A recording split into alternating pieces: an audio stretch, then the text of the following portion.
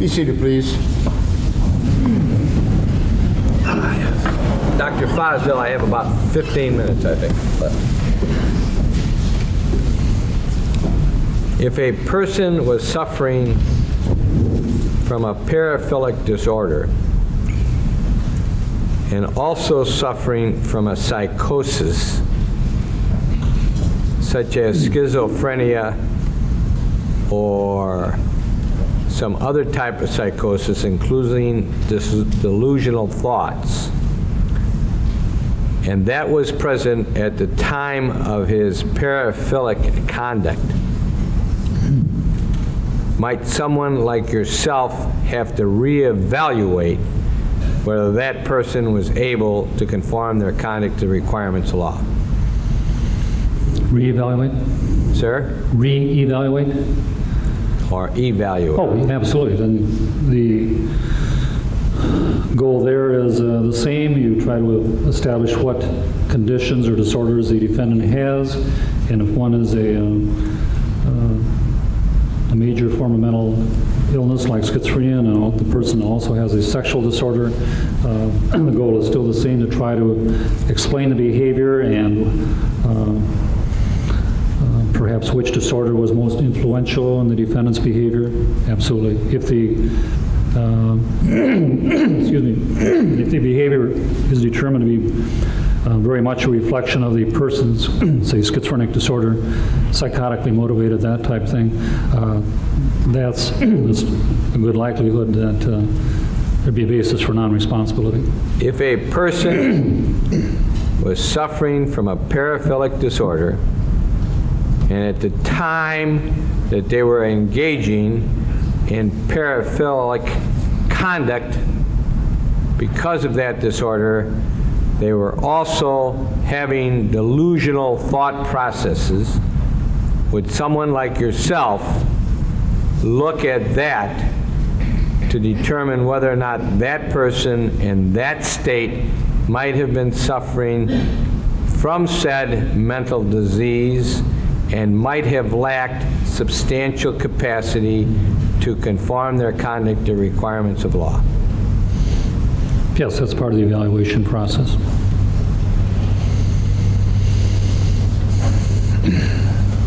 A number of times in the course of your many interviews with Jeffrey Dahmer, you asked, wouldn't the best thing have been to have found somebody who would have engaged in consensual sex with you and stayed with you for a period of time? Isn't that what you asked him? True.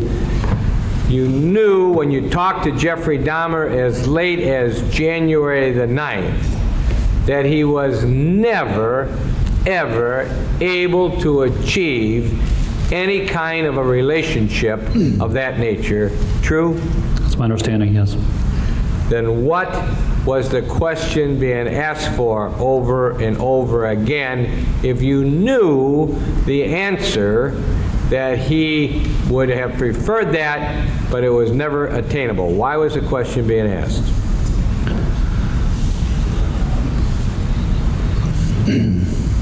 To reconfirm his, what I would consider his primary sexual preference and interest and desire, that it's not a primary necrophilic desire, but more of a living adult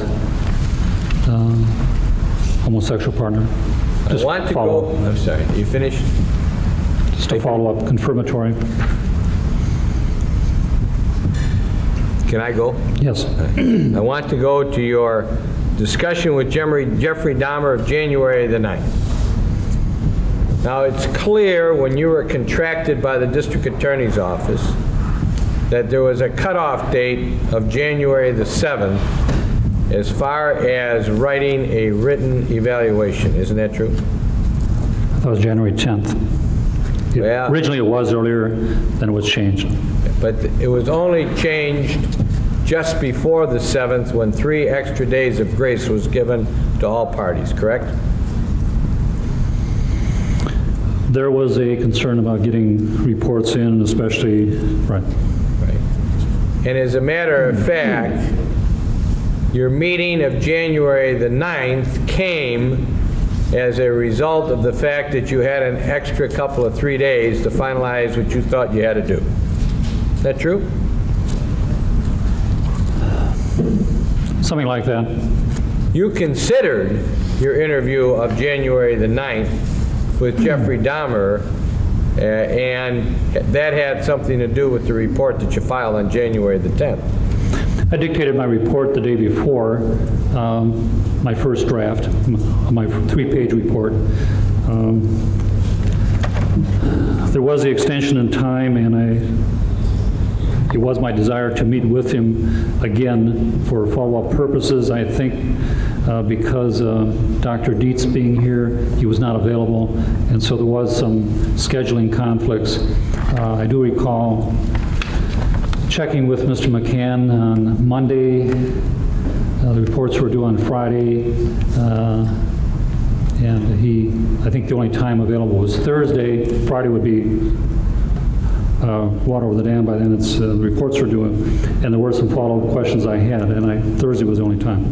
That's okay. I want to ask you, when you met with them right at the very beginning of the interview, and if you look at your page 2, which I think would be page 52 of that interview, you told Jeffrey that one of the things here that you went there for is to clear up misunderstandings.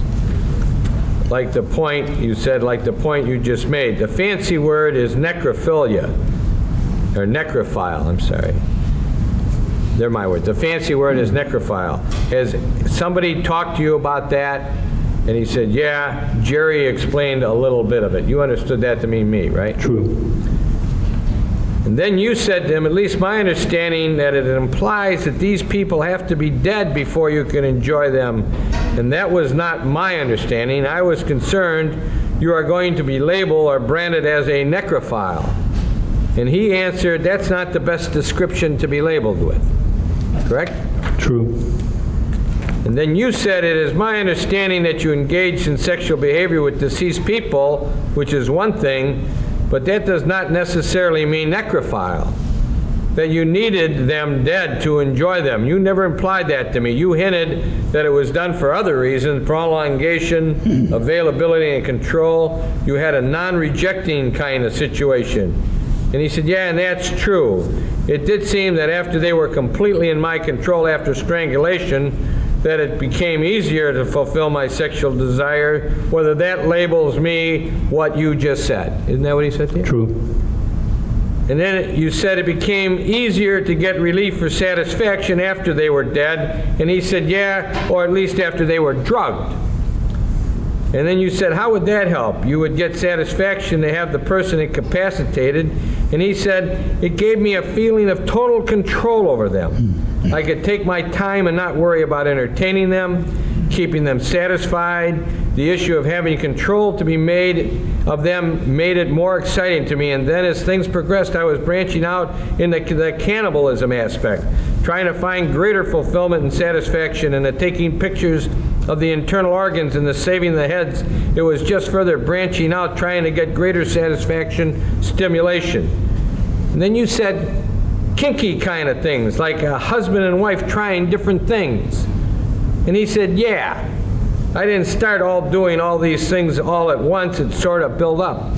And you said, I see a necrophile has to kill a person before he can enjoy them, and I thought you could enjoy them alive and sedated, and you would rather have them alive. He said, true, and that's why I started that drilling. And you said the killing was not done to bring about their death. That was the sexual thing. There is such a being, but that is not my understanding of you. To you, the death was kind of a means to the end. It was a vehicle by which to prolong the relationship, and he said, that's a good way. That's what it is, right, because of time constraints, not having a house of my own. It was the only way to make it possible, at least in part.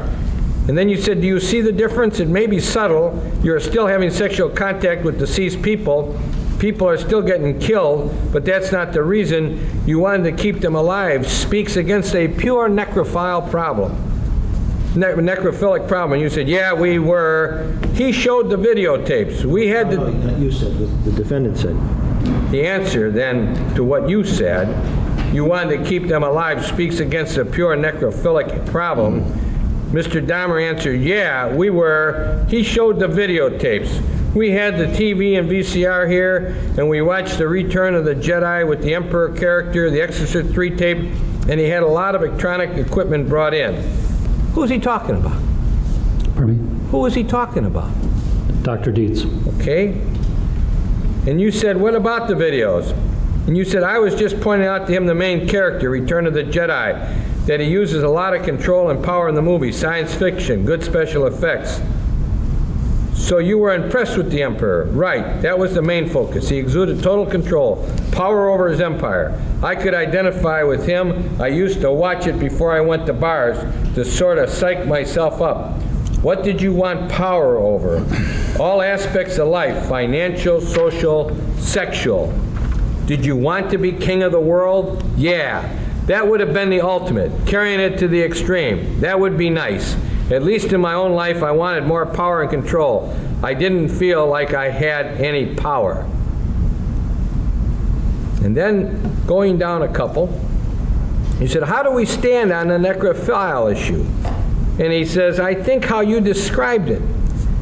Do you think you've been consistent on that? What I'm afraid of is that at trial, there's going to be a misunderstanding. We got 3 different formulations going on. Either you are or you're not. The term itself is vague. There are not chapter books and books written about it, but I guess there are some people that this is their thing. He says, I understand. That wouldn't make sense to me to that extent because I was trying to keep them alive during the last period with the drilling by having them dead. That's the only way I knew how to control them completely at the time. You could have had a very compatible cooperative partner. Wouldn't that have been good enough? It would have, but I never did run into anybody who was willing to be permanently cooperative. Was it the control? Was that exciting for you, or did it just make things easier? No, it was exciting having complete dominance. Did their being dead, did that spoil the sexual experience at all? No, it didn't until I had to do the dismembering and everything. Did it matter much to your enjoyment of the guy that he was deceased? No, because at that point I had complete control, and that heightened the excitement.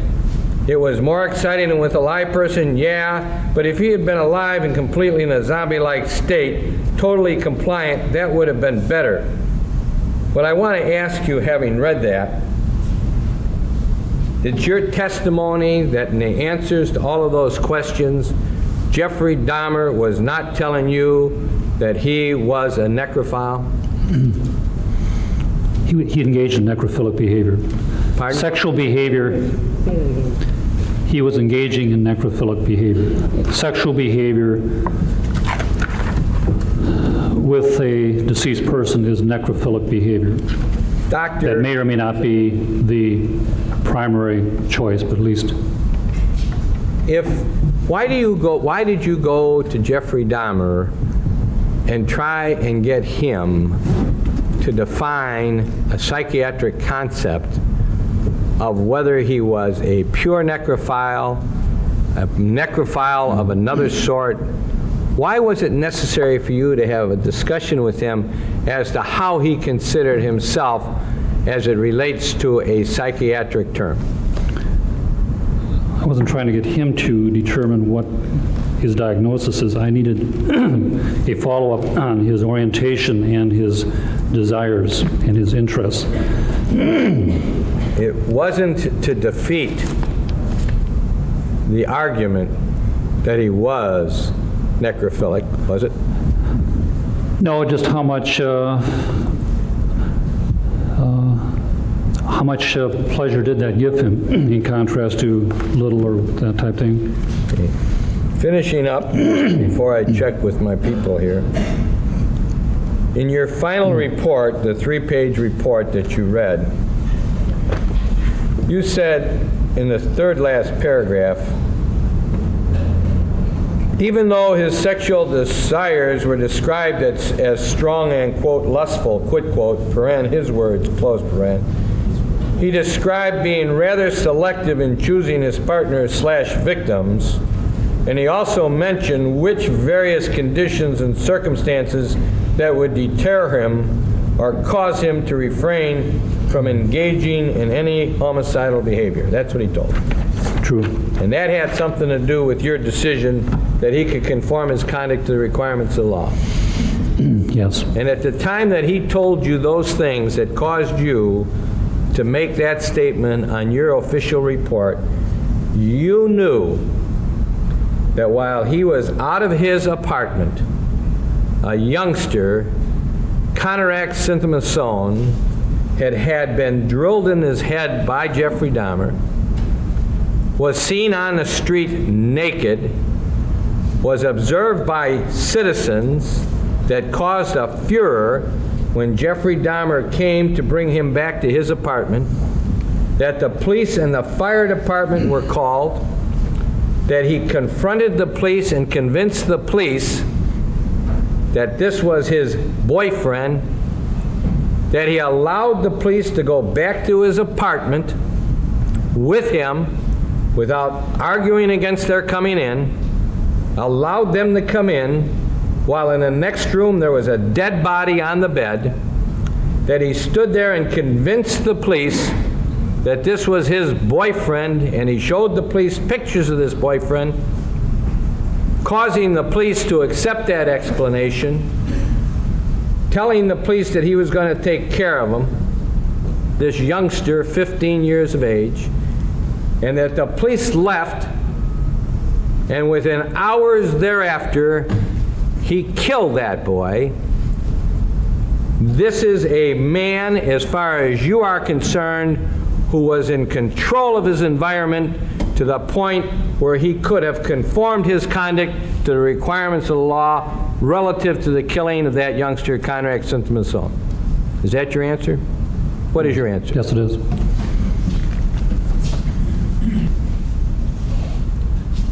That's all I have. Thank you, Dr. Fosdal. Mr. McCann.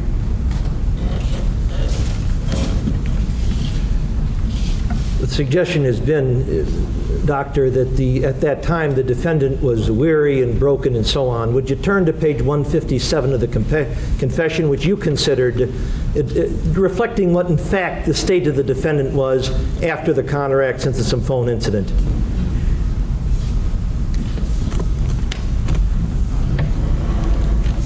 Is that page 157? Yeah.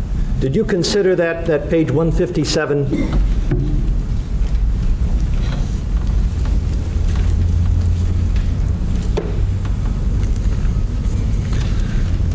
Yes, I have it flagged here and underlined in regard to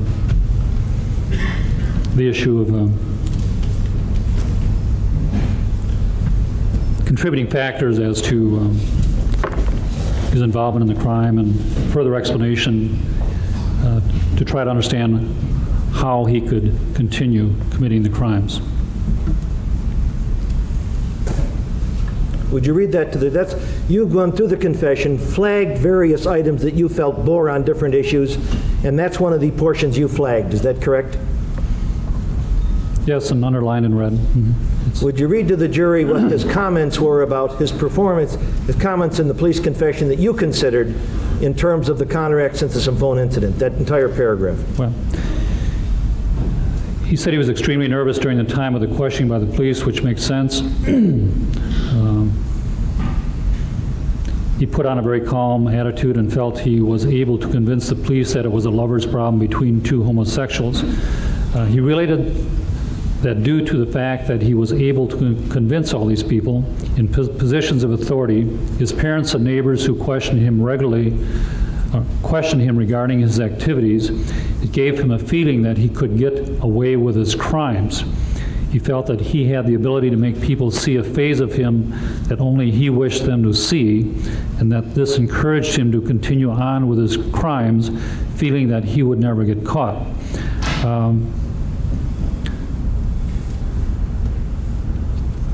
I would say just basically, in trying to understand his behavior and the continuation of his behavior, the attitude a defendant has about what he's been doing has a lot to do with whether or not he's going to continue doing it, and certainly if the person has felt successful or been able to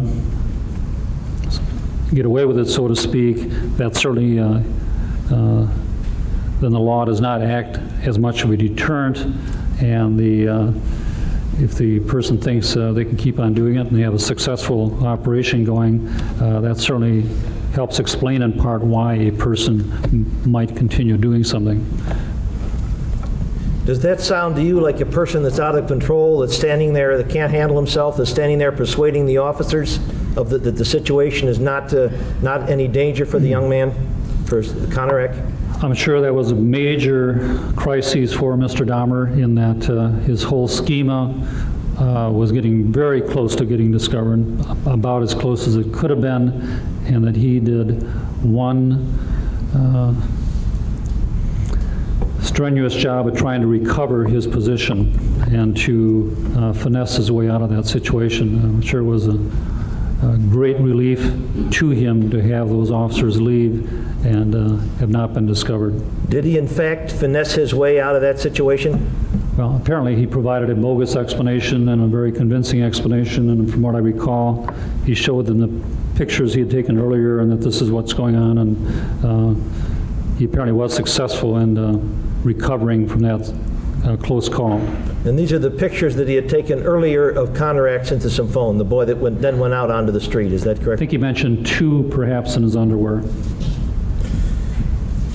With respect to the discussion on January 9th, the time was tied up, the defendant's time was tied up by other commitments for the January 6th, 7th, and 8th, is that correct?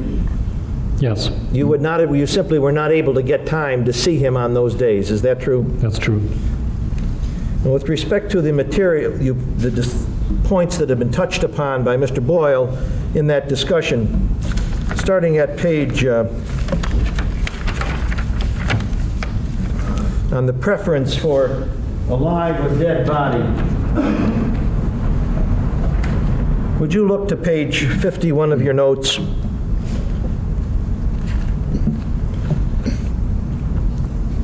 That paragraph that starts, I see a necrophile. That's your question. Would you read that to the jury?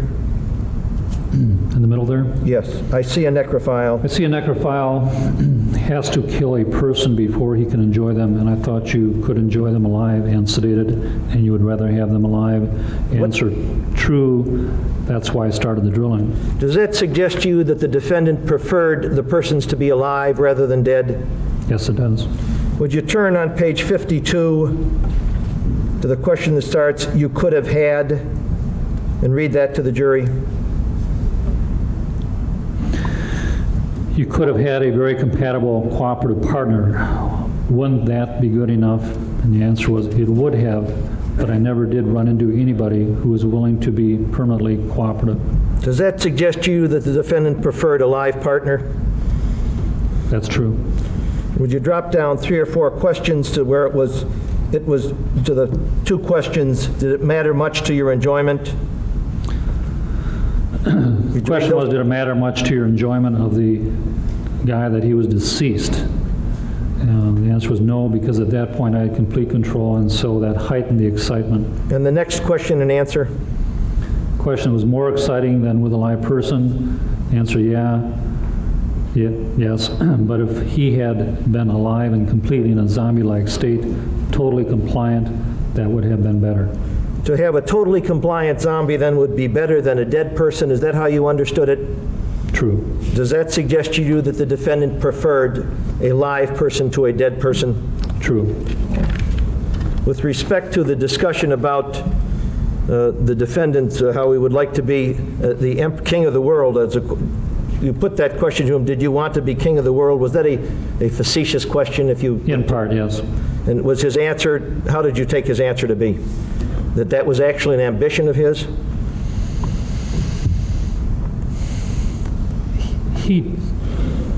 Well, no, not to be king. Yeah, he did not want to be king of the world. But he understood Indicated that. he would like more power and control in his life. He was an employee, and he didn't feel he had much freedom and power and things like that. Would you read to the jury, Mr. Boyle, you dropped that out, Mr. Boyle had you drop that out. Would you read to the jury your next question and answer after that king of the world question? Your question was Question, you were an employee, so you were locked into somebody else's wishes there. You weren't your own boss.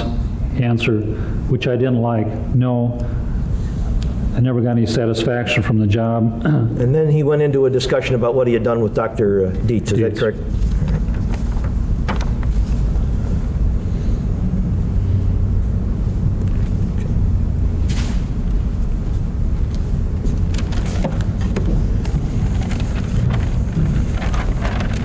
Doctor, with respect to whether or not necrophilia is a mental disease or not, there is a dispute between psychiatrists on that. Is that correct?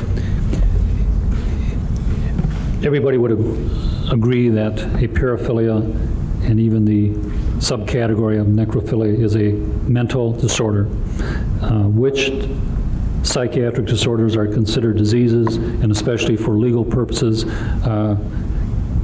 can vary amongst examiners. Some believe there is, and some believe it isn't. Is that correct? Some disorders, everybody would be in agreement that it would be a disease for legal purposes, such as schizophrenia or bipolar manic depressive disorder or Alzheimer's disease. Other disorders, such as a sexual disorder, let's say a non-psychotic sexual disorder, examiners might differ as to how they would categorize that for legal purposes. Would you turn to, I think it's page 29 of the Exhibit 27, the DSM-3R, the cautionary statement. I believe it's on page 29, Roman numeral 29. What page again? Roman numeral 29, I believe it is, the cautionary statement. Yes, it's Roman numeral 29.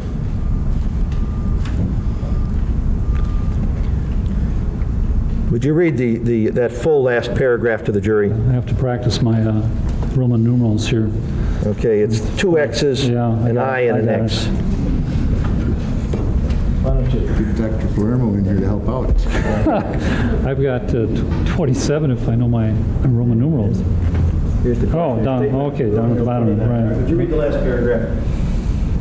The purpose of DSM-3R is to provide clear descriptions of diagnostic categories in order to enable clinicians and investigators to diagnose, communicate about, study, and treat the various mental disorders. It is to be understood that inclusion here for clinical and research purposes of a diagnostic category such as pathological gambling or pedophilia does not imply that the condition meets legal or other non-medical criteria for what constitutes mental disease, mental disorder, or mental disability.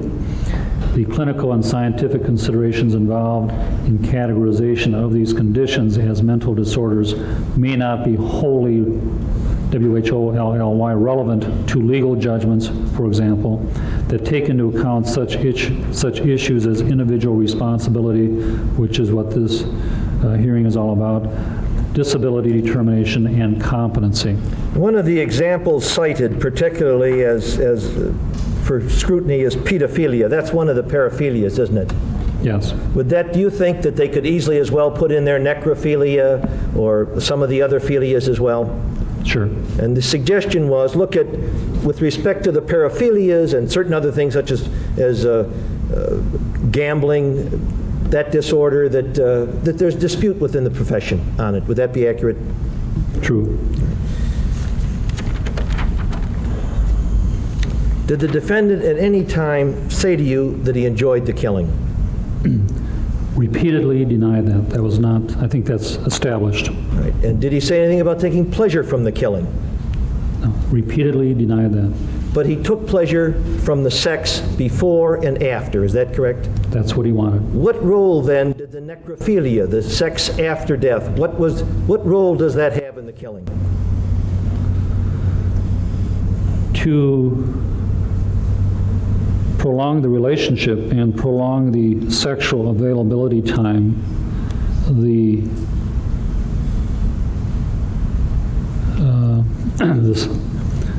hurdle or step, H-U-R-D-L-E, hurdle or step of taking the person's life had to take place. Otherwise, without that step, the person would have awakened from the drug state and then been, what do you do then? Does the person go, leave, then he's without his partner, he's potentially in trouble, could be reported. What he wanted, if he liked the person well enough, he wanted to prolong the relationship, and there weren't many options, so one option is the taking of the life. So that the pleasure was the sex before and after, but he did not have that powerful draw or a motive, a desire for the killing. Is that correct? That was a unwanted step. And he nevertheless, even when he dealt with those inhibitions against doing that killing, did he not in a specific way or ways? True. And what were those ways? I don't understand your question. What did he use alcohol to address those inhibitions? Alcohol certainly affected his capacity to refrain from following through with that step. Being intoxicated to some degree, and in some cases quite intoxicated, certainly facilitated his ability to do that. Alcohol clearly is one of the leading explanations for impairing control and judgment. And being intoxicated certainly, in his own words, facilitated his being able to do it. It made it easier for him to do it. Right. I'm not going to have you reread the statement in the confession. The jury heard that on direct examination. But in terms of just so the jury understands that while he was desired the sex before and after, that was a desire that he had to enjoy that. He did not, killing was not part of the desire, was it? That's true. In fact, it was against his desires, in effect, that he undertook the killing. Is that true? True. And that was for the purpose of continuing his sexual pleasure, the killings.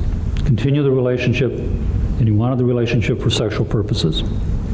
Does the uniqueness of this case make it somehow impossible to perform a psychiatric evaluation of the individual? No, it does not.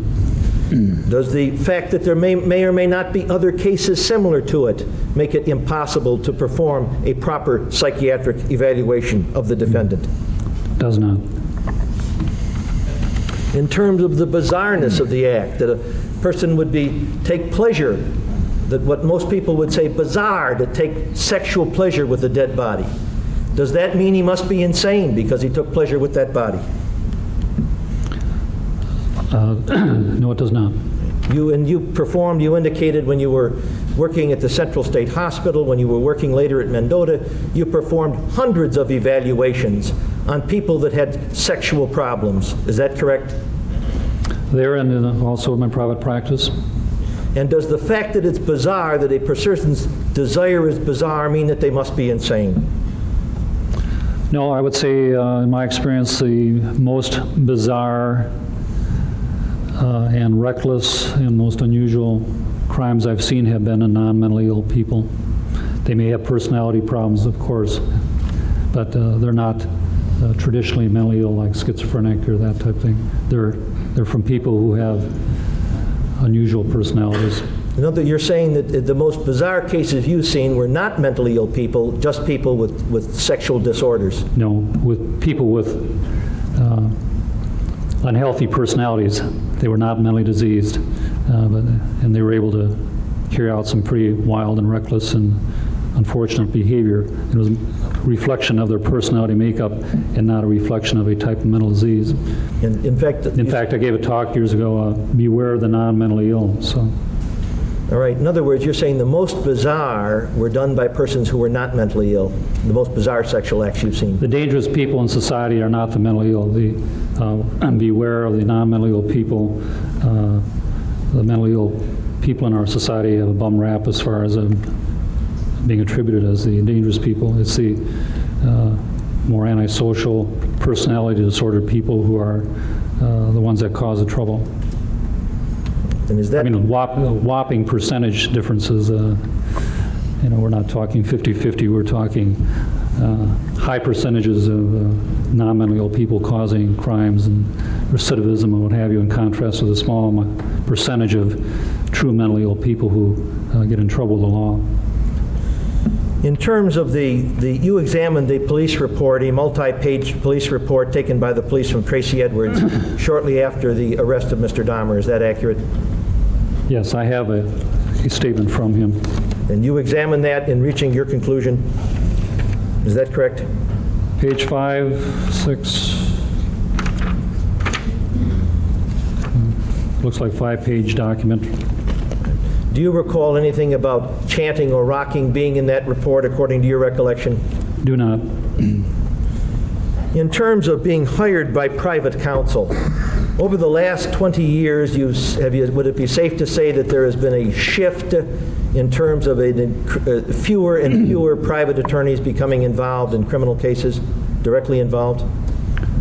I'm going to object to this being the material relevant. Oh, it went to, I'm not touching on this, going on his examination about who hired him. There may be a very good reason why fewer private counsel hired him. Well, there could be a lot of reasons. I don't think it's relevant. Is it so irrelevant that you do not intend to comment on it in your closing argument, Mr. Boyle? What if I said the answer and I was Okay. wrong? Then if there is some question about that, I think Mr. McCann should be allowed to ask limited questions in the area because this was brought up on direct examination. Objections overruled for the moment. Have you made observations, because of your extensive forensic work, that there appear to be fewer private attorneys becoming involved in felony cases in particular? It appears that way. I would say that with the indefinite establishment of a statewide public defender system, which has definitely expanded in the last 20 years, in my experience,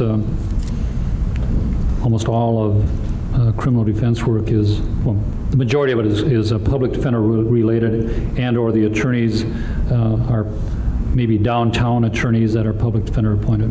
In other words, where they would, instead of a private engagement, in certain cases where there's a conflict of interest, the public defender assigns that out to private But counsel. again, ask the defense bar as to how much private retaining there. That I don't know. That's not my department. But certainly there's a great deal more public defender percentage handling felonies than there was 20 years ago. Is that correct? Now we're really going too far, and I object to it as being material and irrelevant. Sustained. In the heaviest percentage of the cases in which you provide an opinion on responsibility, you are appointed by the court. Is that correct? On the responsibility issue? Yes. Yes, that's, they're almost all court-appointed. But again, how the examiners are selected, I'm not there when this is going on, and like Mr. Boyle stated, the attorneys may submit names and the judge picks them, and I suspect my name is recommended by one side or the other. But at least the final appointment, the court order, the report, and the bill routinely goes to the court. Now, insofar as this was an unusual case and the volume of homicide, you gave it more time than one would ordinarily give on a one-count homicide charge. Is that correct? This is almost 15 or 17 cases in one here, so divide my time by 15 and it won't look so unusual.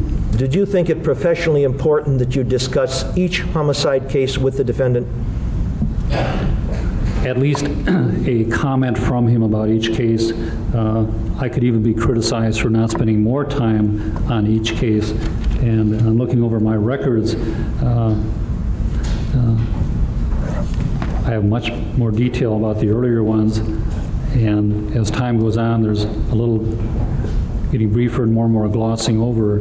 And maybe this is similar to what Mr. Dahmer was going through in his own life experience. It became easier for him, and he remembered the names better of the first ones, which stuck more in his mind, and the later ones were a little more blurred.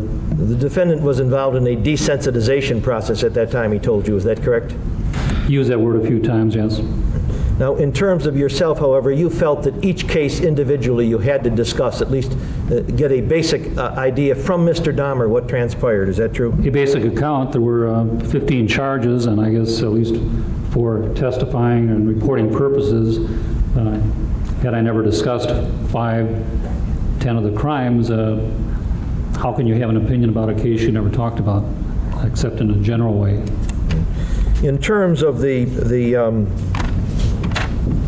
what you relied on. You relied on information you received from the police, I think probably information from our office, but you nevertheless felt it forensically important to discuss with the defendant himself his opinion and statements as to each homicide. Would that be correct? Very definitely. Now, would you tell the jury what, and you've reminded me that I repeated it several times to you in either later meetings, what our understanding was when you were engaged by the district attorney's office, what the understanding was as to whether or not, and what you would do if you found the defendant sane or insane. Would you please relate that to the jury? Basically, to evaluate Mr. Dahmer for the issue of his mental responsibility at the times of the various charges, report back to you, and share my objective and independent assessment of the case and the mental status of the defendant as to whether or not, in my opinion, he meets the standard for mental non-responsibility. And you inquired this of me. I know as late of my third evaluation as to that you wanted to know if I could support the plea. And what did I tell you if you did not support the plea? If I did not or did? No, I said when I engaged you and when we met several times, did I expressly advert to the fact that if you did not support the plea, what the arrangement would be? If you did not. You told me if you did support the plea, if I did support the plea, of course you wanted to know that, and of course you would of course share that with Mr. Boyle. If you support it, did I tell you what you should do or what I would do if you did not support the plea?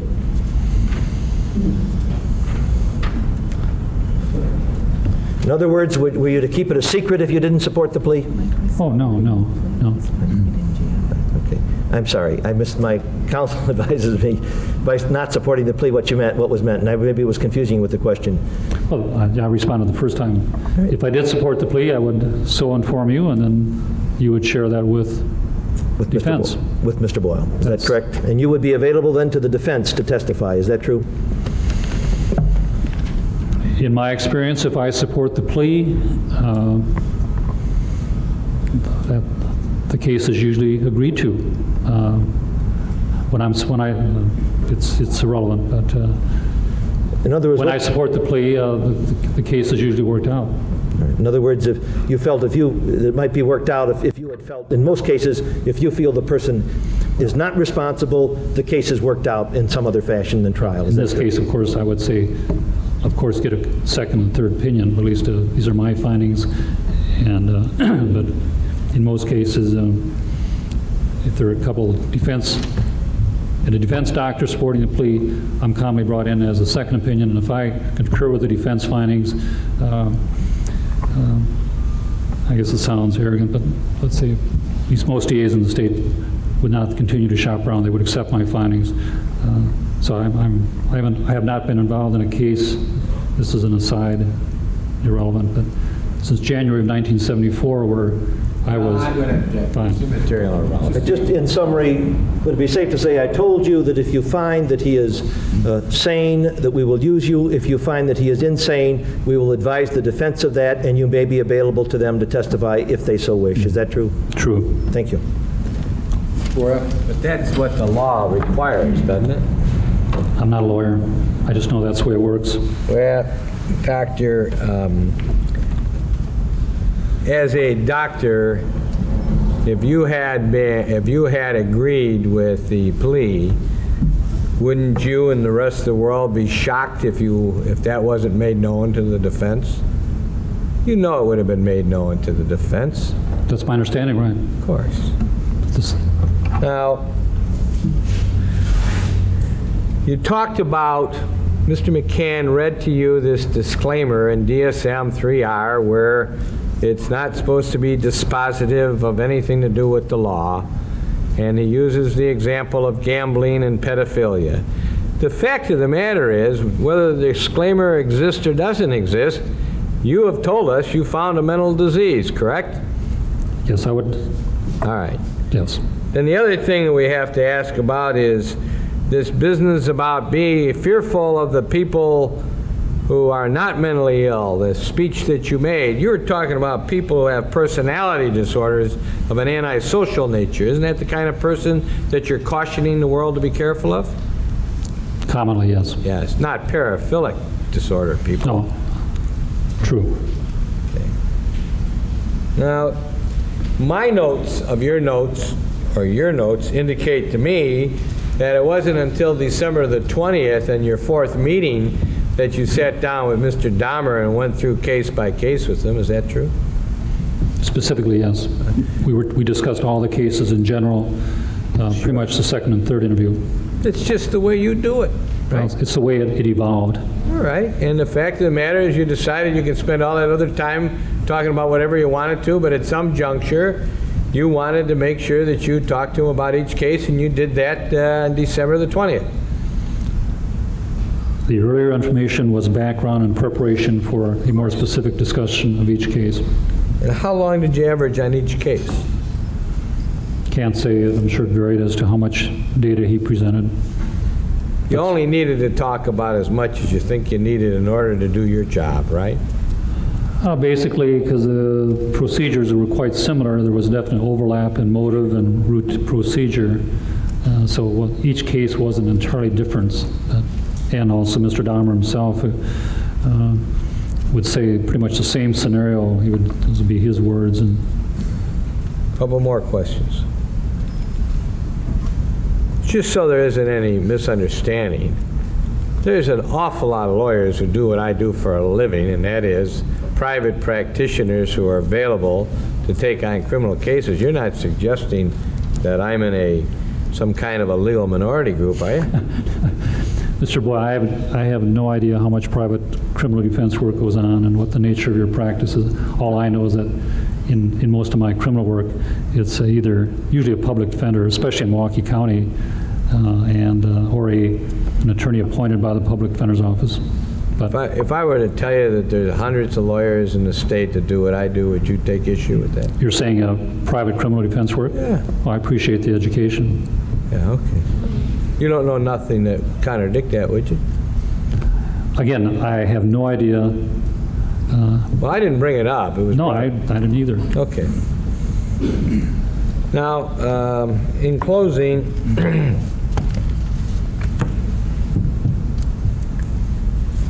you indicated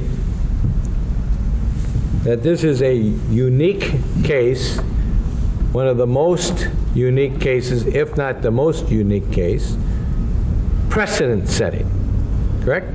Yeah, absolutely. If your decision after reviewing Mr. Dahmer's condition had been parallel with Dr.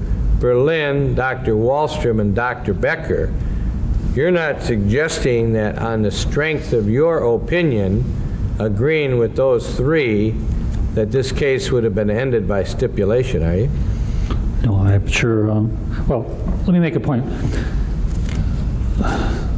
My findings, the clinical findings are very much parallel. We're not talking different apples and oranges here so much. We're all talking personality. We're all agreeing on alcoholism. We're all agreeing on a sexually disordered person, how much it is, how strongly purely necrophile is, and how much of his necrophilic behavior is secondary. There's different data on there, so we can arrive at different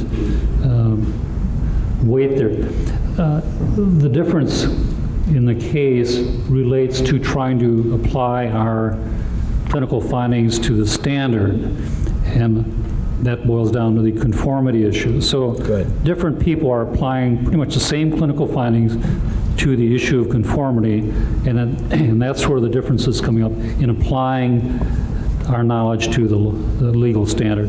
You have been asked time and time again whether it mattered, whether there was a live body, a comatose body, or a dead body, and what you have just told us, that basically that is not dispositive of the issue as to whether or not he was a pure necrophile or a mixed necrophile or a person who just wanted him comatose.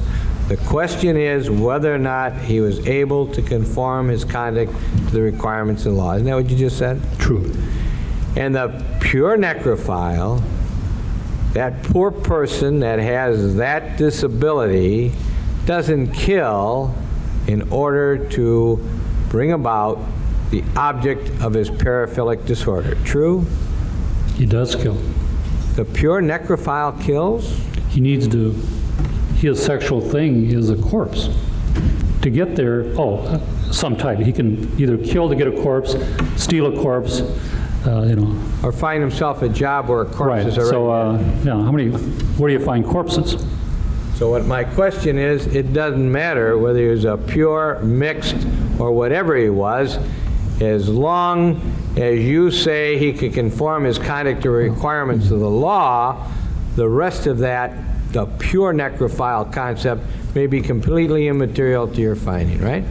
I think it's very important to the understanding of this case to differentiate that issue, and that has clinical significance, and it's clinical diagnostic significance, that this is, in my opinion, the necrophilic behavior was more secondary, and that this individual is not a person who, since the age of 15, has been waiting for the day that he can create corpse to have sexual pleasure. I think that person, that being, is very different than Jeffrey Dahmer. Jeffrey Dahmer is not that person. Jeffrey Dahmer, I've explained it for 2 days. If Jeffrey Dahmer was that person, but did not show hallucinations, psychosis, or delusional thinking, your answers would not be any different than they were in this case, correct? The application to the standard would not change as far as opinions go, but the nature of the person we're talking about, those are two different types of people, and I think in Mr. Dahmer's sake, it's important for us to understand where he's at, and that there is a difference between the pure necrophile, the primary necrophile, and his behavior, and that this is not him. He was not that way.